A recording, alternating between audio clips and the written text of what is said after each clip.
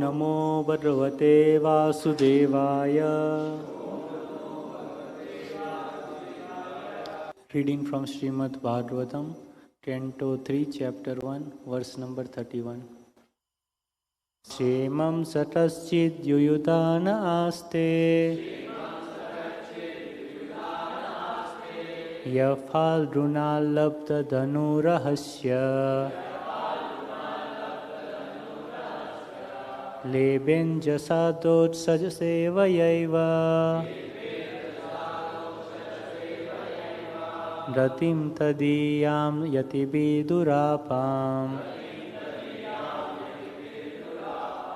Translation and purport by His Divine Grace A.C. Bhaktivedanta Swami Srila Prabhupada. O Uddhava, does Yuyudhana fare well? He learned the intricacies of military art from Arjuna and attained the transcendental destination, which is very difficult to reach even for great renouncers. Purport by His Divine Grace A.C. Bhaktivedanta Swami Srila Prabhupada. Jai Prabhupada. The destination of transcendence is to become the personal associate of the personality of Godhead, who is known as Adotsaja, he who is beyond the reach of the senses. The renouncers of the world, the sannyasis, give up all worldly connections, namely family, wife, children, friends, home, wealth, everything, to attain the transcendental bliss of Brahman happiness. But Adotsaja happiness is beyond Brahman happiness. The empiric philosophers enjoy a transcendental quality of bliss by philosophical speculation on the supreme truth. But beyond that pleasure is the pleasure enjoyed by Brahman in his eternal form of the personality of Godhead. Brahman bliss is enjoyed by living entities after liberation from material bondage.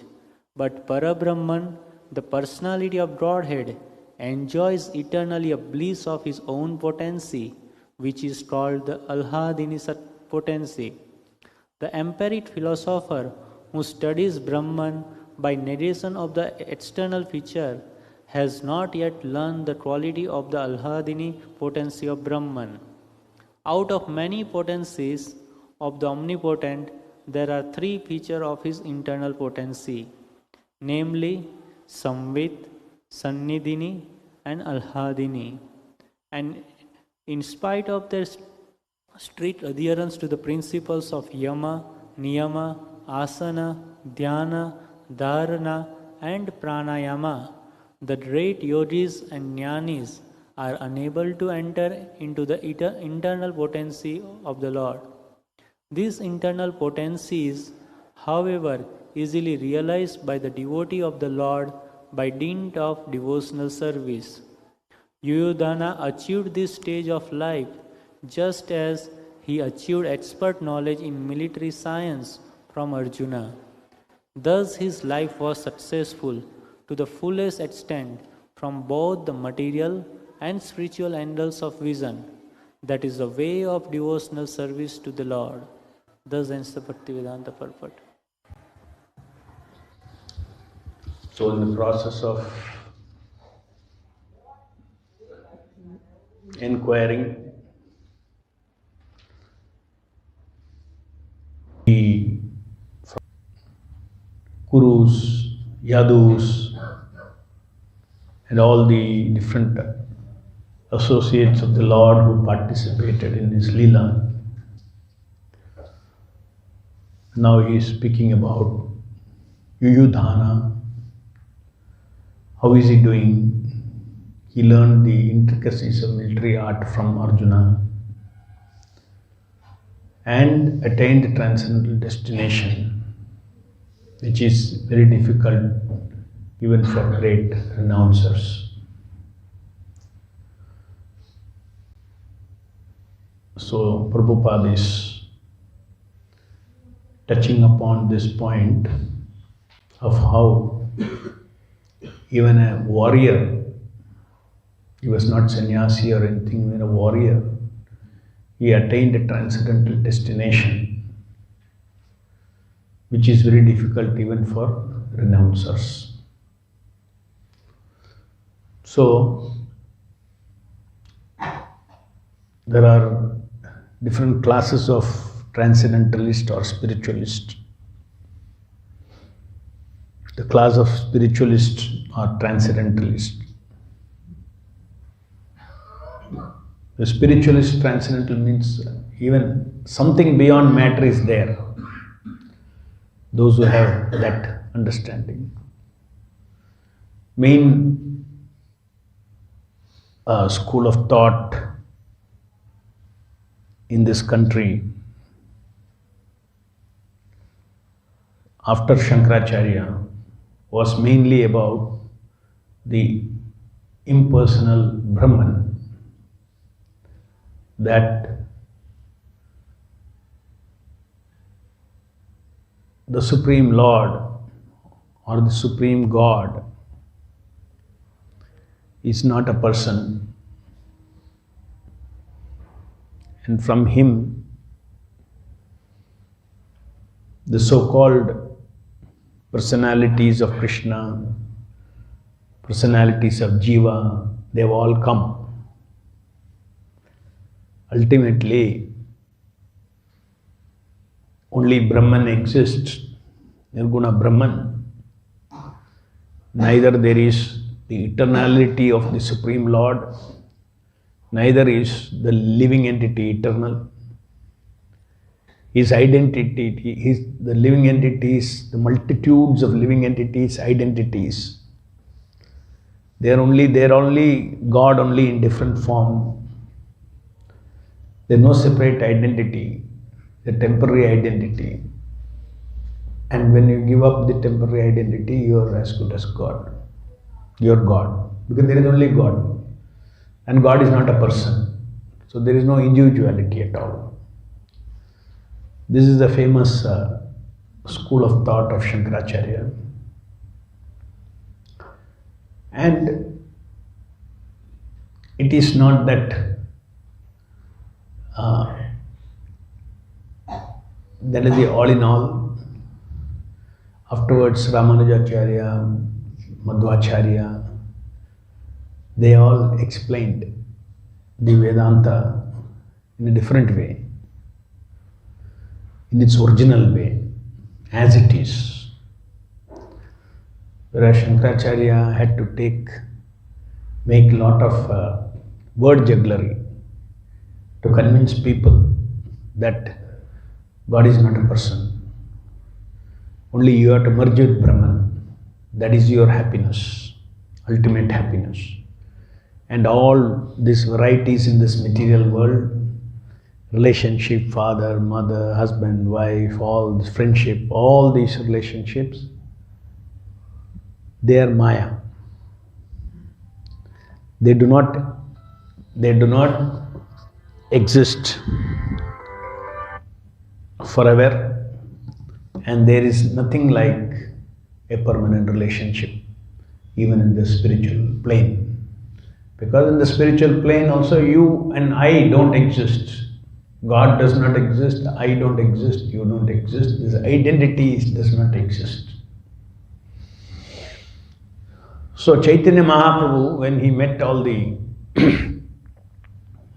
Pandits in Benares, Varanasi, that time Chaitanya Mahaprabhu, he had a very convincing session with all the Mayavadis, headed by Prakash Ananda Saraswati. And in that, Chaitanya Mahaprabhu explained the principle of the Parabrahman having unlimited energies, and his unlimited energies, being a Parabrahman, he is a person, and he has got the entire existence is meant for transcendental pleasure, Ananda. The principle of Ananda is nature of the soul. So this Ananda, according to Brahmavadis, only Ananda is the negative Ananda of freedom from material miseries, which is liberation. Just like if you are suffering, suppose somebody catches you, takes you by your hair and puts you inside the water, keeps you inside, push your head in the river, into the water. Then you will suffer for water. Oh, I have air, I need air. And then you will suffer so much. I'm not getting air. Suddenly you take him out of the water, and he'll get so much oxygen. He gets Ananda. So Brahmananda is like that. The living entity is battered in this material world with so much suffering. And suffering, why suffering? Because he always expects something to be Sat, it turns out to be Asat. The soul's instinct is to be eternal. One of the instincts is not to die, but he dies. Not to grow old, he'll grow old. Deterioration, everything. So it is, dukkha is incorporated into the material world. So because of this intense suffering of Sat, Chit, ignorance, Achit, everybody is suffering from Achit, ignorance. Everybody wants knowledge, nobody wants to be cheated. The first cheating itself is that I am this body, is Achit. Foundation of material existence itself is Achit. And then Ananda. And we are running after Ananda. Ananda means what? Love, pleasure, intimacy. This is Ananda. So the soul in the body is always seeking Satchidananda, but it does not get its fulfillment. Because it does not get its fulfillment, those who are speculators, they think, very rationally they think. Anywhere you see suffering. This suffering, the cause of this suffering is my separate identity, his separate identity, God's separate identity. There is no separate identity. It's all Nirguna Brahman. Guna means dukkha. Quality means dukkha. So what they are saying is a fact. Whatever they are saying is a fact because they are seekers of truth, but speculative seekers of truth. And they say, okay, then absolute Param Satya is only some Nirguna Brahman.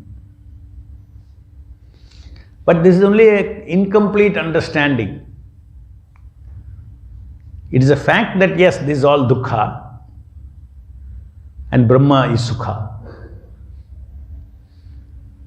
But what they miss out is that, which Chaitanya Mahaprabhu pointed out, from the interpretation of Vedanta Sutras, he pointed out how the Supreme Lord is embodiment of Ananda, he is a person, he is a Supreme Ishvara, he is a Parabrahman, Ekala Ishvara Krishnara Sababhritya. He pointed out from all the Upanishads that one Supreme Personality is being described as the cause of all causes. And he is in possession of unlimited energies. This is important. Two things. God is a person and he has got so many energies. And what do these energies do? Energies serve that person. For what purpose? Anandamayobhyasat. Yes, the nature of spirit is Ananda, but Ananda is not of Nirguna Brahman alone. Ananda is afterwards positive relationship of friendship, love, society, everything positive. There is a transcendental, spiritual, non-material love. Love means there has to be two identities. So God and the living entities, there is identity, there is pleasure, happiness. All these things are there, and this is Param Satya. Param Satya means the Lord and His Vaibhava, Lord and His opulences, Bhagavan, Chad Aishwarya Purna, Bhagavan. So personalism, God is a person and we are all His amshas, and our forgetfulness of Him, that is why we are having in this material world, it is not satisfying us. Relationship don't satisfy us because Krishna is not in the center. In the spiritual world there are relationships, but everything is centered around Krishna. Because Krishna is a Param Purusha. If a circle, in the center point in a circle, you can have unlimited lines without crossing each other. Is it not? So in the spiritual world, that center is Krishna. My loving relationship with Krishna does not interfere with your loving relationship with Krishna. Everything is for its own value, intrinsic value. Everybody has a relationship with Krishna. So this is something that Chaitanya Mahaprabhu, he spoke to all the sannyasis headed by Prakashananda Saraswati, and he was very open to say that Shankaracharya has misled everybody. Of course, he told that it is in the order of Vishnu he has done it. But this is a total indirect interpretation of Vedanta Sutra. So here is a direct Vedanta interpretation.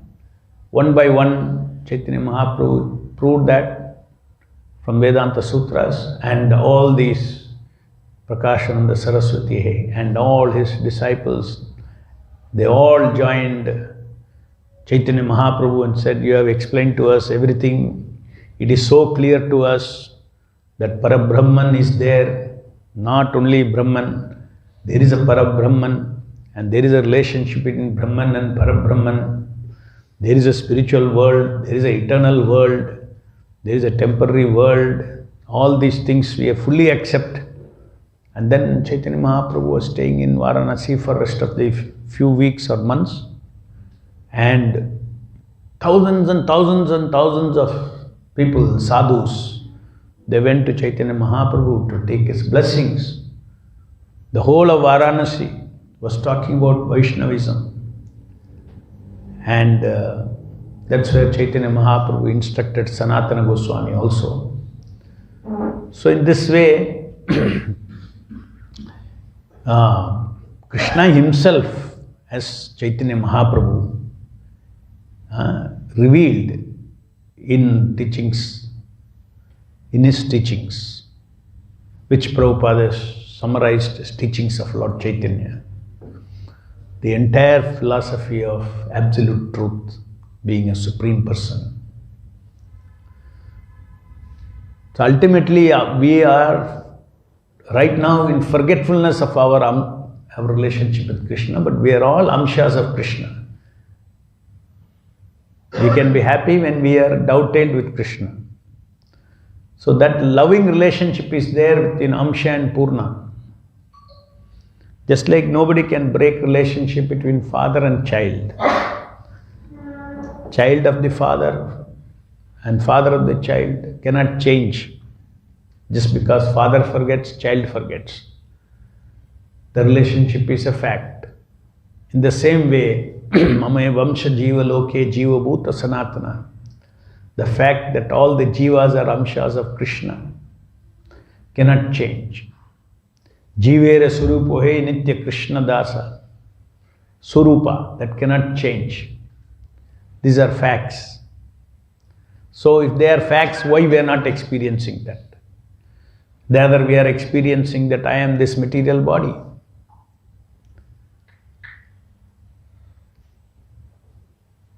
Why we are not experiencing? Because of this, Maya is another Shakti of the Lord, external energy of the Lord. This external energy of the Lord gives freedom to the living entity to either surrender to Krishna, remember him, his Swarupa, or to forget its Swarupa and do an independent attempt because he is also a person. He is seeking Satchidananda. And he tries, given him the freedom to satisfy himself, Satchidananda, without Krishna. And then including when he gets frustrated, okay, you satisfy yourself by saying that I am Aham Brahmasmi and go and merge into the Brahman. The Brahman is the Krishna's effulgence. So these are all Vedanta sutras, Aham Brahmasi, Tattvamasi. They're all having Vaishnava meaning. Aham Brahmasmi means, just like you see, if you say, I am Indian, Prime Minister is Indian, so I cannot say, therefore I am Prime Minister. So in the same way, Aham Brahmasmi is a Vedic aphorism, Vedanta Sutra, Aham Brahmasmi. It means, I am Brahman, I am not matter. Tattvamasi. Okay, I am looking for what is that absolute truth. What is that thing which never deteriorates? What is that eternal? Tattvamasi, you are that eternal. Janmadasyetaha. Absolute truth is that from which everything comes out. Everything is sourced. So they say that source is, they say it's impersonal Brahman. We say it is Parabrahman. Abhijnaswarat. He is a person and is independent. That is the interpretation. That is the commentary of Bhagavatam, is a commentary of Vedanta Sutra. So in this way, and all the Upanishad statements also all twisted. Many times we think, no, actually these Upanishads and Vedanta Sutra, they are directly talking about impersonalism, and we are trying to find out personal interpretation out of it. It is not true at all. It is the other way around. Chaitanya Mahaprabhu said Shankaracharya has twisted the meanings, direct meanings of Vedanta Sutra to interpret that there is no God. Ultimately, there is no God, there is no Krishna, according to them.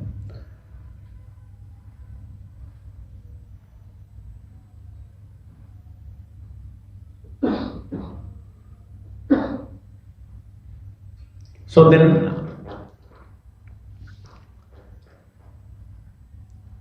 Chaitanya Mahaprabhu instructed Sanatana Goswami to come to Vrindavan and then discover all the places, to write transcendental literature. The 6 Goswamis, Chaitanya Mahaprabhu by himself, he left only Shishtashtaka because he wanted to stress by Panditya you cannot awaken your soul. You have to awaken your soul by devotional service, starting with Shravanam, Kirtanam, Vishnu Smaranam. And the real way of real effective path is through association with the holy name. The holy name, Chaitanya Mahaprabhu said, is invested with all the Shaktis that a Jivatma requires to purify his Chitta and awaken his pure consciousness, awaken his relationship with Krishna, his eternal relationship with Krishna. And that is the Swarupa of the Jiva. That means after that he is fully satisfied. Unless he is situated as a servant of Krishna, he will never be satisfied, Jiva.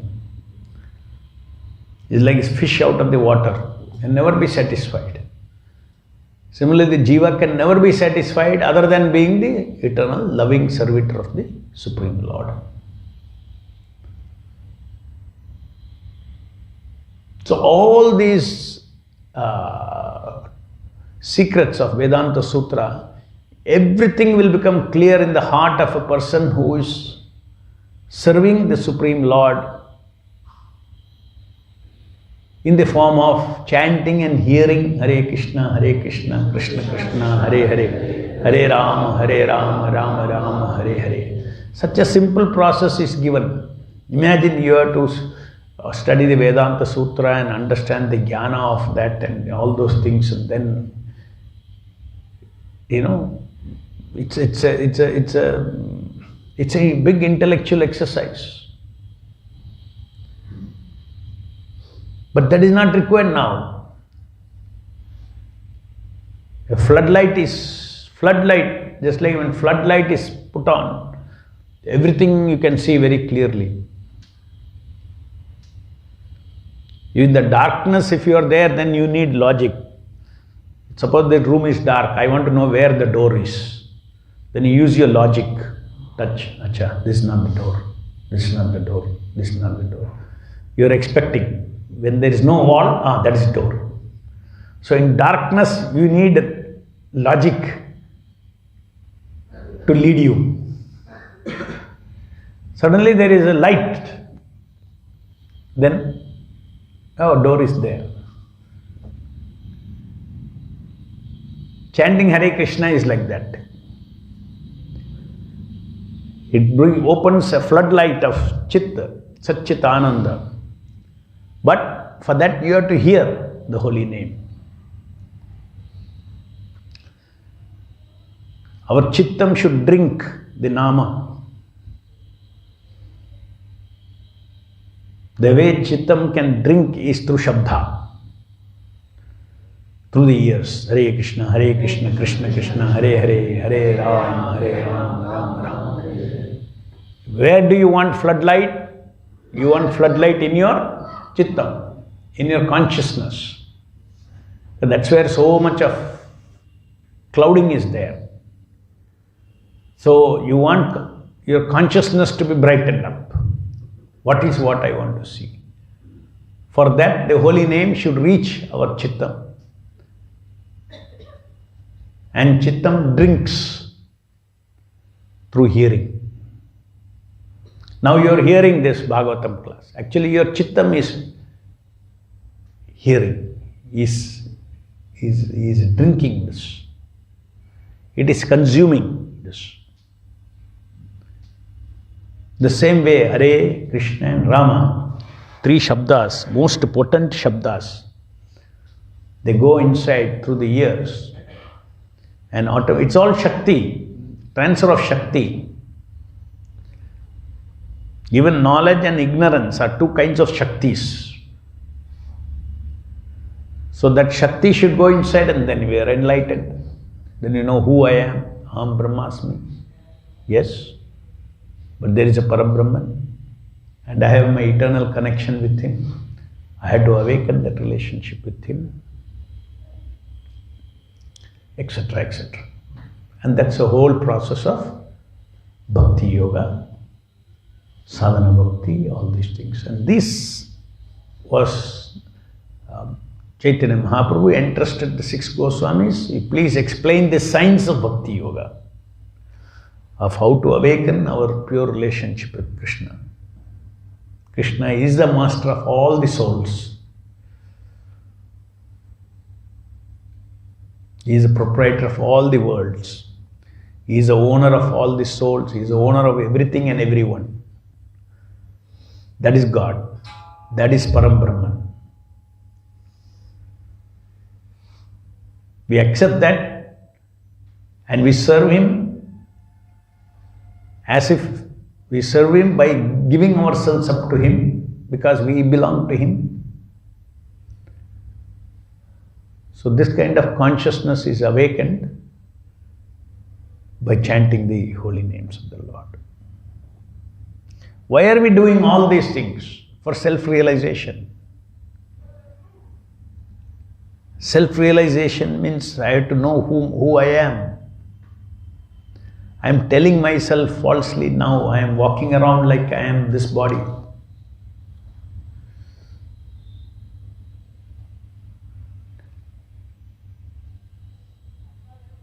But I know this body doesn't last. So where do who? I want to know who I am. I want to realize who I am.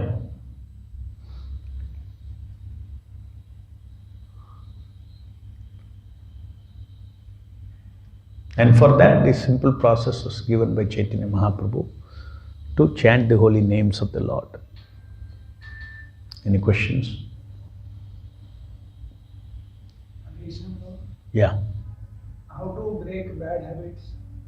Some bad habits. You see, it's a small question. If you answer bigger questions, you ask bigger questions and get bigger answers, smaller questions will automatically be answered. Correct? Just like in a chemical factory, so many pipelines are going on. This chemical is going, that chemical is going. You're a floor, you're a floor worker. You have to turn this wall at this time, and this much you see the meter, then you close it. This is your job, right? Now he may ask, "Sir, why should I close it after half minute? Why should I not close it after 1 minute? Why should I operate in this particular way?" He will ask him. Whatever I know, I should know the why of my action. Then I'll be convinced, then I can do properly job. Otherwise, I cannot. They'll kick you out of the job. Right? What is the real thing? There is a reason why he says half a minute he should open at this time and close it.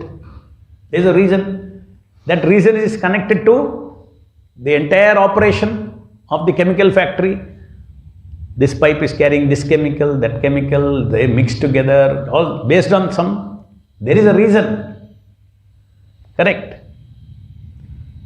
So, you ask the question, how to break bad habits. First of all, you have to know why they are bad habits. You should be convinced that habit is bad. Correct? But if you wait for getting convinced, you'll be like this worker in the floor. So instead, most important thing is, let me follow what Prabhupada said. That means we have got a free will which is unconditional. Our free will need not always be run by reasons. On faith, Shraddha, this is the order of my Guru. So there should be a value that if I follow the order of the Guru, eventually I will know why. The jnana also will join, feeling also will join, and I'll give up my bad habits.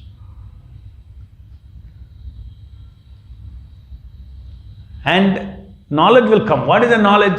How this bad habit is connected to, how it is destructive to my whole goal of life. Now Guru has told 4 regulations, I'll follow. So you should, at this stage, most important thing is to develop faith in the order of Guru, number 1. Meanwhile, try to understand the bigger picture. Because in Bhakti Yoga, we are not like impersonalists trying to control senses. We understand that I am practicing Bhakti, why I am in this material world, because of independent sense gratification. Bad habits means independent sense gratification. What is my understanding of pleasure? All these things condition, but what does the Shastra say? What does What does this Bhagavad Gita say? What does Krishna say? That's important. Not what I speculate. How he says lust is Nitya Vairinam, eternal enemy, Atmanashanam. It destroys the soul. They're all opinion of Krishna. Narakasya idam dwaram. They take you to hell. Isn't it? So then you have, oh my God, Krishna, Supreme Personality of Godhead is saying this. So we should disassociate from that which Krishna is warning us from. So like this, we have to work every day by Shravanam Kirtan, reading Bhagavad Gita and all those Bhagavatam, chanting Hare Krishna. At a macro level, you understand the bigger reason for all this. How did I create these bad habits? Because when I was in ignorance. So you can remove a bad habit by deprogramming. But the original programming source is still there. You'll deprogram, this side again program will come. So desire for sense gratification, desire for independent enjoyment should go. So when that goes, we should work towards that. At least we should aim towards that. Just like a smoker wants to give up smoking, correct? He tries various ways. Oh, I want to give up smoking. But he cannot give up smoking. But one day he decides, I not only want to stop smoking, but I want to throw away the smoker also. Smoker and the smoking. As long as you keep your smoker inside, your chittam, your smoking will never stop. Again and again it will come back. Right? Similarly, unless our independent enjoyership goes, enjoyer, again and again you will enjoy. Then what should go? If instead of enjoyer, what should I consider myself? I am enjoyed. I am enjoyed means somebody else's enjoyment I exist for. God's enjoyment I exist for. I carry out a servant exists for the master's purpose. So Krishna has a purpose, for that I exist. So you start taking pleasure in being servant. When you do some service, you get satisfaction, happy. The material world, you get more possessions, you feel happy. Oh, I got control more money, you get happy. Now devotees change their whole pleasure attitude. What is the pleasure attitude? If I can give service to Krishna, I am happy. If I can chant one more round, I am happy. And all this has become very simplified. God is so loving. He's saying, no, to please me is not very difficult. To please your society, please your father, please your mother, please your brothers, please your relatives, please your employer, all very difficult. But to please me, it's not at all difficult, Krishna says.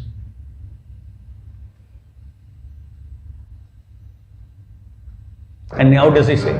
How to please him? Only chant and hear. It's that simple. God, see, to please the father is so difficult. Please mother is so difficult. Now God, oh, it must be very difficult. Because where is God, where is father, where is mother? Must be very difficult. But Krishna tells ulta. No, they are all difficult to satisfy, they are all difficult to please. To please me, simply you call my name. Hare Krishna, Krishna Krishna, Hare Hare, Hare Ram, Ram Ram, Hare Hare. Bead after bead, I will be happy. With every bead of your chanting, I'll be happy. This is the verdict of the Shastras. So this is what we are practicing during japa, how to give pleasure to the Lord and take satisfaction in that.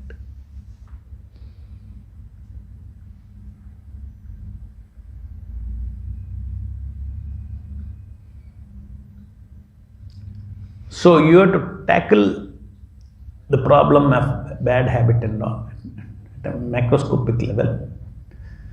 When bigger anarthas go, all this will go away. So more and more focus, don't focus on that.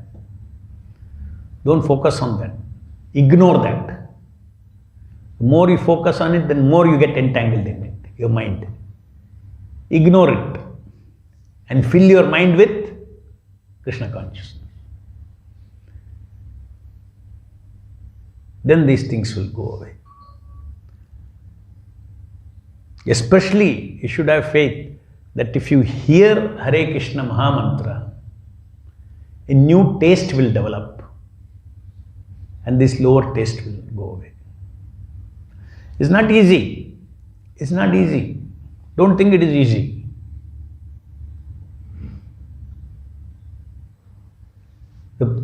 It is easy, provided you take the right path.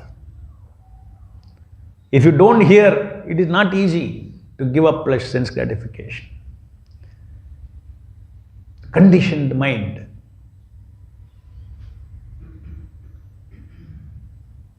It wants illusory pleasure.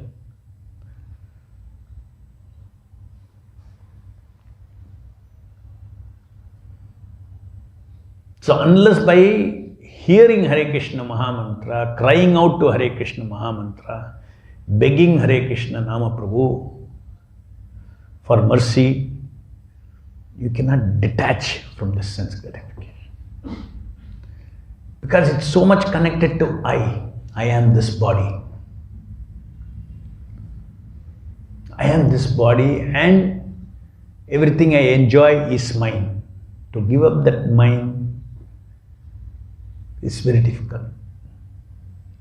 To give up that positive I, you should taste your spiritual dignity that I am eternal servant of Krishna, I am spirit, I am not this stupid body. If not the stupid body, neither am I the stupid sense gratification of this body. When Chaitanya Mahaprabhu said, Jivera Surupoi Nitya Krishna Dasa, he is talking about that. He is giving you the highest spiritual dignity. You are not this body, you are Krishna's. You belong to Krishna, the Supreme Personality of Godhead. You are His Amsha. Then you won't feel like acting like this body. Isn't it? Suppose you have got a dignity. I tell you to act beyond, lower than that dignity. Will you act? You will not. You don't need any sense control, nothing. Maine karega. Correct? So this is at the ego level. So similarly, you should develop that dignity of I being spirit. I am eternal servant of Krishna. Can an eternal servant of Krishna act like this? No, it's below his dignity. No, I cannot act like this.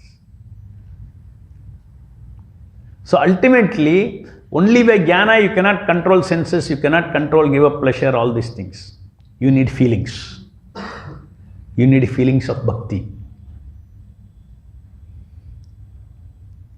These feelings of I am an eternal servant of Krishna, I am a spirit, not body, is a very powerful feeling.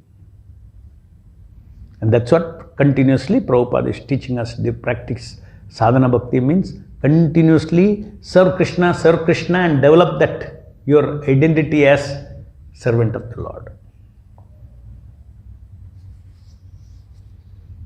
And of course, what Guru has told, you should follow those rules and regulations. The one thing, is how to control my senses. There is another rule which says that, you regulate your association with, internally, mentally, internally, you regulate your association with the sense object. So all those achar we should follow. Small rules Prabhupada has given. So those rules you have to follow. You cannot break those rules. If you follow those rules, it will help you fast. So that means chant Hare Krishna and follow the principles of Vaishnava Achar and Vichar. The thoughts, pure thoughts of a Vaishnava, and your behavior. If you see opposite sex, what you should. The biggest thing we commit in the modern world is adultery with our eyes. There is no law that prevents that. Right? Adultery with the eyes. Almost everybody is conditioned in this material world. Adultery of eyes. Kali Yuga. Physically may not be, because moment you see opposite sex as a potential object of enjoyment, you are already committing adultery with your eyes. Starting point. How to see purely? Then you will feel purely, you will act purely. If you don't train your mind to see purely, everybody has mother, guidance is already given, then it is very difficult afterwards to change bad habits. So just like, the guy is told, you turn this wall for half a second this way, some particular instruction is given. If he follows that, it's okay. Similarly, Prabhupada has given us instructions of brahmacharya. What is that? How one should look upon opposite sex. He has given. So if you follow that, you will be safe. Question of time. Old ways are there, how you saw. If you don't break that seeing, you cannot change your feeling, you cannot change your action. So seeing changes by hearing. I cannot see because everything and everybody is belonging to Krishna. Automatically by chanting Hare Krishna, this consciousness will come that I am not the owner of it. If I am not the owner, how can I enjoy? Isn't it? Anybody who enjoys what he doesn't own is called what? Thief. Is it not? So illicit sex means it's thievery. From the eyes of the Lord. That is why it's called papa, sinful. If it's given to you, it is different. Then that's not thievery. As per your destiny, something is given to you, you enjoy. But if you're a brahmachari, nothing is given to you. So you have to follow. You should not steal. Starting with the seeing eyes. So like that way, you train yourself. Step one, you train yourself how to see.